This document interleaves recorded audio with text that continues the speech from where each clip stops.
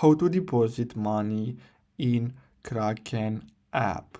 So the first step is to simply open Kraken and then simply go to account.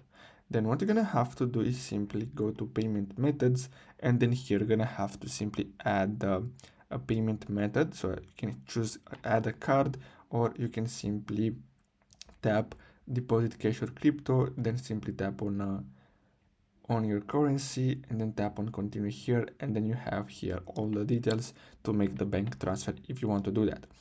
So basically after you do that, so after you add your bank account, your payment method, you're gonna have to go back. So let me go back here, then tap on this purple button at the bottom of the screen and then simply tap on buy. Then you're gonna have to simply choose any cryptocurrencies, and then what you're gonna have to do next is simply select buy now, then enter the amount of money you want to buy worth of that crypto, then select the payment method and then simply tap on next and confirm the transaction. So basically that's it for today's video. Thanks for watching.